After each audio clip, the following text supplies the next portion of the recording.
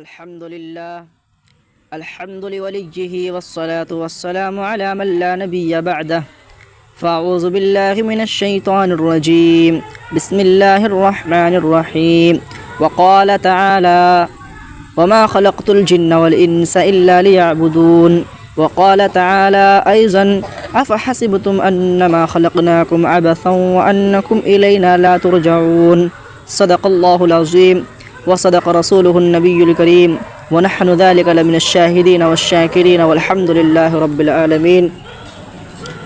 تمام حضرات درود شریف پڑھ لیں۔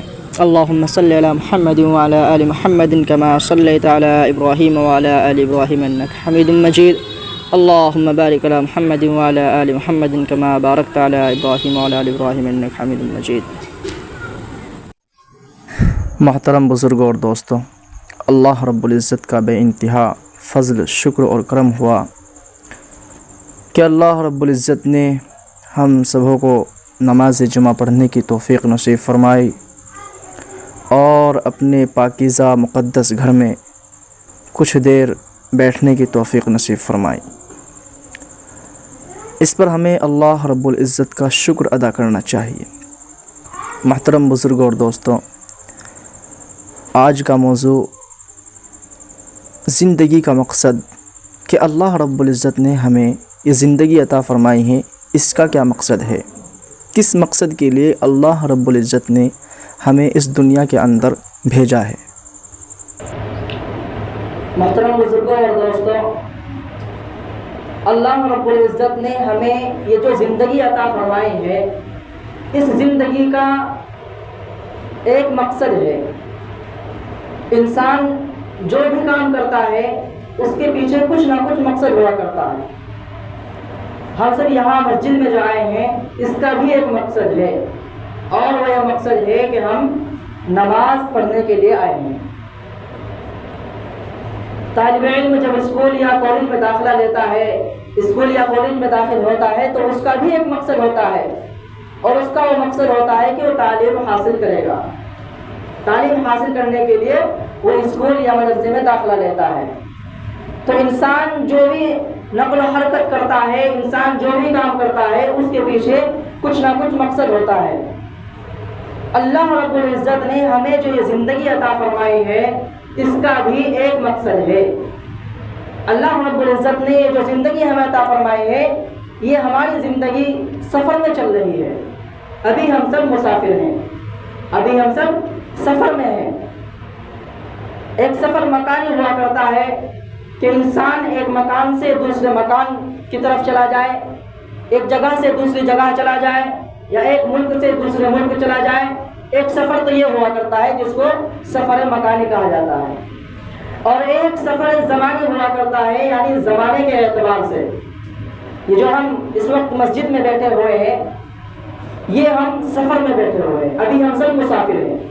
یہ زمانے کے اعتبار سے ہمارا سفر ہے، اور یہ سفر ہمارا چل رہا ہے، خود بخود چل رہا ہے، ہم چاہے ارادہ کریں یا نہ کریں، یہ سفر ہمارا چل رہا ہے، اور یہ سفر ہمیں موت کے قریب کرتا جا رہا ہے۔ یہ سفر ہمارا ہمیں موت کے قریب لیتے جا رہا ہے۔ اور حدیثوں میں آتا ہے کہ جس کا مفہوم ہے، اللہ تبارک و تعالیٰ نے جب حضرت آدم علیہ السلام کو پیدا فرمایا، اس سے پہلے ہم نے جو ذہن بنا رکھا ہے، ہمارا جو ذہن ہے کہ ہمارا سفر ماں کے پیٹ سے شروع ہوا ہے۔ عام طور پر ہمارا ذہن یہی ہے کہ ہماری جو زندگی ہے، ہمارا جو سفر ہے، وہ ماں کے پیٹ سے شروع ہوا ہے۔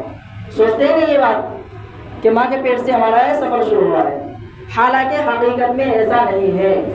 ہمارا یہ سفر، ہماری یہ زندگی ماں کے پیٹ سے شروع نہیں ہوئی، بلکہ ماں کا پیٹ تو ایک ٹھہرنے کی جگہ ہے۔ جیسے آدمی کہیں سفر میں چل دیتا ہے، اور سفر میں چلتے چلتے کہیں تھک جاتا ہے، کہیں آرام کرنے کے لیے بیچ میں رک جاتا ہے۔ جی مثال کے طور پر ہم عبدالپور سے چلے اور چلتے چلتے راستے میں بھوک لگی، ہم تھک گئے، ہم مظفر نگر ٹھہر گئے، بیچ میں رک گئے۔ تو ماں کا پیٹ اسی طریقے سے ہمارا ایک ٹھہرنے کا مکان ہے، ٹھہرنے کی جگہ ہے۔ ماں کے پیٹ سے ہمارا سفر شروع نہیں ہوا، ہمارا سفر شروع ہوا ہے عالم ارواح سے۔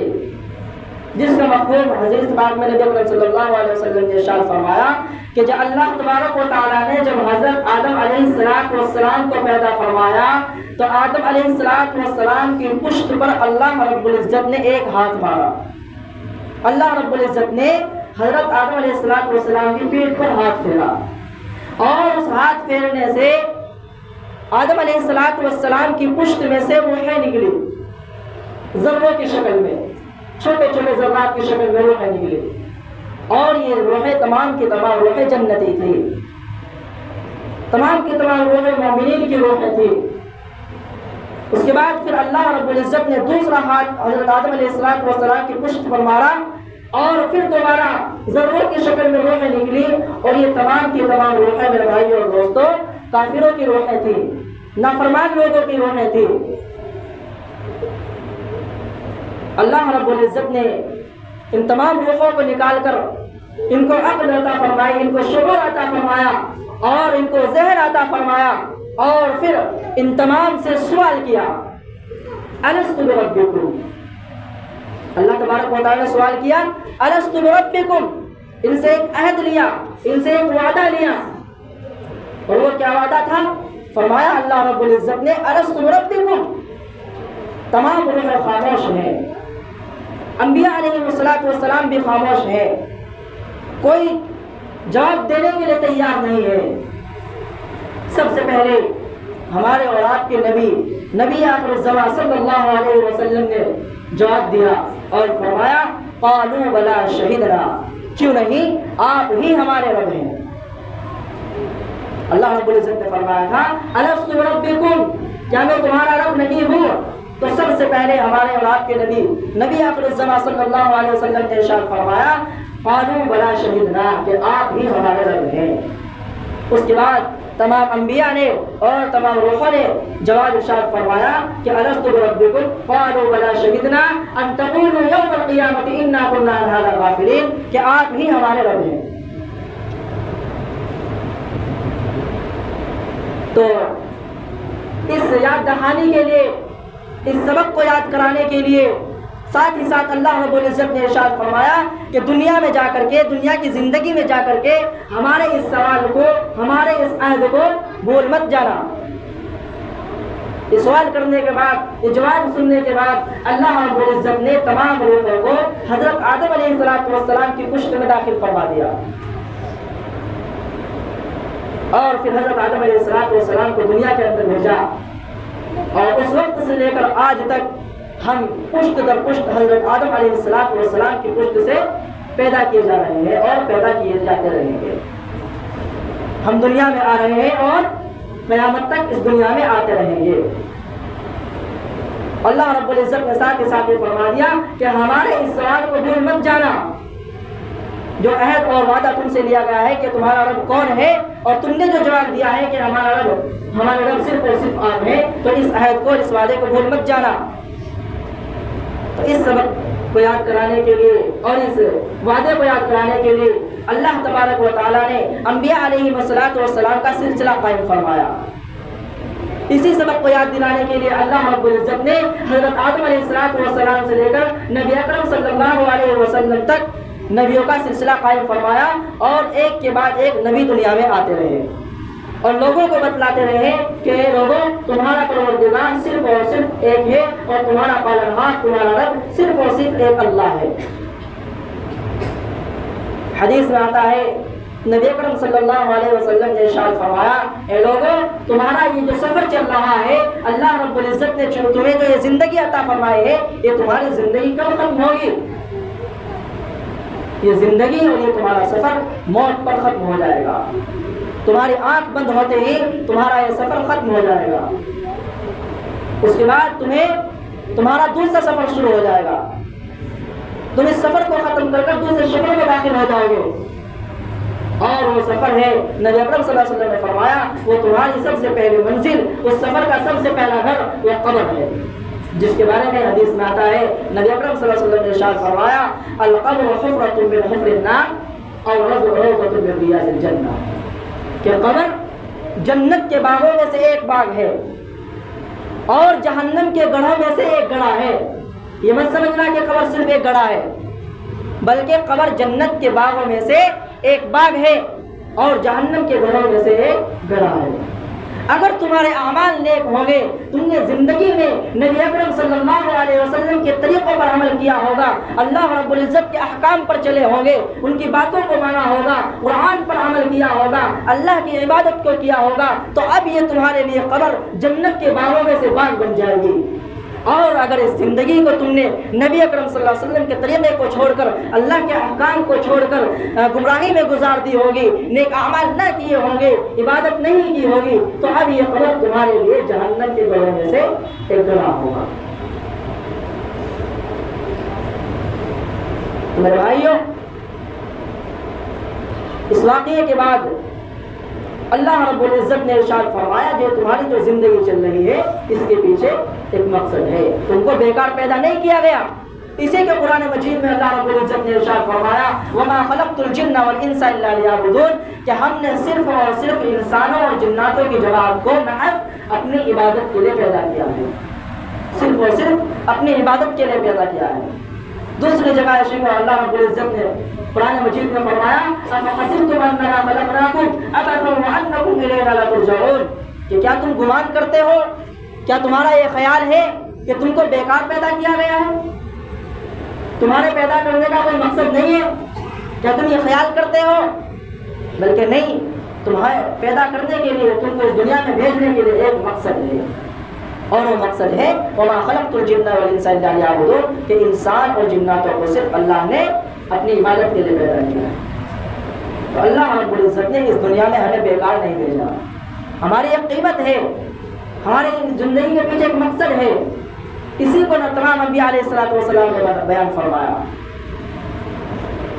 اس کے بعد نبی اکرم صلی اللہ علیہ وسلم نے ارشاد فرمایا کہ جب تمہارا یہ سفر ختم ہو جائے گا اور تمہارا وہ سفر شروع ہو جائے گا جس کی پہلی منزل قبر ہوگی، فرمایا نبی اکرم صلی اللہ علیہ وسلم نے ملکان یقعدان، جب تم قبر میں پہنچ جاؤ گے تو تمہارے پاس دو فرشتے آئیں گے۔ کتنے فرشتے آئیں گے؟ دو فرشتے آئیں گے، ملکان یقعدان کے دو فرشتے تمہارے پاس آئیں گے اور وہ تم سے 3 سوال کریں گے۔ میرے محترم، یہ سوال اتنے کٹھن ہوں گے، اتنے بھاری ہوں گے اس شخص کے لیے کہ جس نے اللہ کے احکام کو توڑ کر نبی اکرم صلی اللہ علیہ وسلم کے طریقوں کو چھوڑ کر زندگی گزاری ہوگی، اس کے لیے اتنے کٹھن ہوں گے کہ وہ ان سوالوں کا جواب نہیں دے سکے گا۔ پہلا سوال ہوگا ما ربک، قبر کا پہلا سوال ما ربک، تمہارا رب کون ہے؟ اگر انسان اللہ کے احکام پر زندگی گزار کر گیا ہوگا، اعمال صالحہ کر کے گیا ہوگا، اللہ کی عبادت کر کے گیا ہوگا، نبی اکرم صلی اللہ علیہ وسلم کے طریقوں پر عمل کر کے گیا ہوگا، تو اس کے لیے وہاں اس سوالوں کا جواب دینا بڑا آسان ہوگا، اور وہ فرمائے گا ربی اللہ، میرا رب اللہ ہے۔ دوسرا سوال ما دینک، تیرا دین کیا ہے؟ فرمائے گا دینی الاسلام، کہ میرا دین اسلام ہے۔ تیسرا سوال فرمائیں گے فرشتے ما تقول هذا الرجل، یہ جو شخص ہے یہ کون ہے، اس کے بارے میں بتلائیے۔ یہ انسان، یہ جو آدمی ہے، نبی اکرم صلی اللہ علیہ وسلم کی صورت کو سامنے کر دیا جائے گا اور فرمایا جائے گا ما تقول هذا الرجل، یہ جو آدمی ہے اس کے بارے میں بتلائیے یہ کون ہے۔ اگر ہم نے نیک اعمال کیے ہوں گے، ہماری زندگیوں میں اللہ کی عبادت رہی ہوگی، یہ زندگی ہم سدھار کر گئے ہوں گے، تو وہاں ہم جواب دیں گے کہ نبی صلی اللہ علیہ وسلم، یہ ہمارے نبی صلی اللہ علیہ وسلم ہیں۔ تو یہ سوال اس شخص کے لیے بڑے آسان ہوں گے جو زندگی کو اپنی نبی اکرم صلی اللہ علیہ وسلم کے احکام کے مطابق گزار کر گئی ہوگی، اور اگر اس کے مخالف گئی ہوگی تو حدیث میں آتا ہے نبی اکرم صلی اللہ علیہ وسلم نے فرمایا لا ادری لا ادری لا ادری، 3 مرتبہ ارشاد فرمایا کہ جو زندگی گمراہی میں گزار کر گیا ہوگا، اللہ کے احکام کو توڑ کر گیا ہوگا، عبادتوں سے دور ہوگا، مسجدوں سے دور ہوگا، قرآن سے دور ہوگا اور نیک اعمال سے دور ہوگا، وہ فرمائے گا لا ادری لا ادری، میں نہیں جانتا، مجھے ان سوالوں کے جواب کا معلوم نہیں۔ اس کے لیے بڑا کٹھن معاملہ ہوگا۔ اور نبی اکرم صلی اللہ علیہ وسلم نے ارشاد فرمایا نیک آدمی کے بارے میں جو نیک اعمال کر کے گیا ہوگا کہ اس کے سامنے قبر کے اندر ایک آئینہ پیش کیا جائے گا، اس کو دکھلا دیا جائے گا قبر میں کہ فرشتے اس کے پاس آ رہے ہوں گے اور وہ اس سے سوال کر رہے ہوں گے، اور وہ فرمائے گا کہ مجھے چھوڑ دو، عصر کا وقت ہوا جا رہا ہے اور مجھے نماز ادا کرنی ہے۔ فرشتے فرمائیں گے اللہ رب العزت کے پاس واپس جا کر کہ اللہ ہم اسے سوال کر رہے ہیں اور وہ فرما رہا ہے کہ بھی وقت عصر کا ہو رہا ہے، مجھے نماز ادا کرنی ہے، مجھے چھوڑ دو۔ تو اللہ رب العزت فرمائیں گے کہ اس کا معاملہ، اس کے ساتھ آسانی کا معاملہ کر دیا جائے، وہ نیک آدمی ہے۔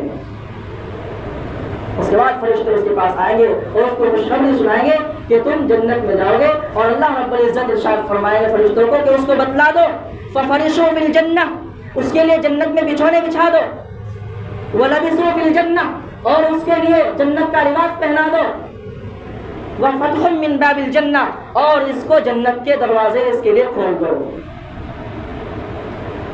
اللہ رب العزت نیک بندوں کے لیے ایسے ایسے انتظامات جنت کے اندر عطا فرما دیں گے، لیکن کس شرط پر میرے بھائیوں؟ شرط یہ ہوگی ہمیں اس آیت کا مفہوم بننا ہوگا، اس آیت کا ہمیں مصداق بننا ہوگا وَمَا خَلَقْتُ الْجِنَّ وَالْإِنسَ إِلَّا لِيَعْبُدُونَ، کہ انسان اور جناتوں کو اللہ رب العزت نے صرف اور صرف اپنی عبادت کے لیے پیدا کیا ہے۔ ہمارے دیگر کام ہے، دنیاوی کام ہے، ہم کرتے رہیں، لیکن ساتھ ہی ساتھ اس کام کو بھی ہمیں کرنا ہوگا، اللہ کی عبادت بھی ہمیں کرنی ہوگی، نیک اعمال بھی ہمیں کرنے ہوں گے اگر ہمیں جنت میں داخل ہونا ہے۔ جنت میں داخل ہونے کے لیے شرط اول ہے کہ ہم نیک اعمال کریں، اور اگر جنت کے باغوں میں سے ہمیں باغ چاہتے ہیں تو زندگی ہمیں ابھی سے درست کرنی ہے۔ اس دنیاوی زندگی میں ہم اس آخرت کو زندگی درست کر کے جائیں گے، تبھی ہمیں وہ جنت کی نعمتیں عطا فرمائی جائیں گی۔ اللہ رب العزت ہم سبوں کو نیک اعمال کرنے کی توفیق نصیب فرمائے۔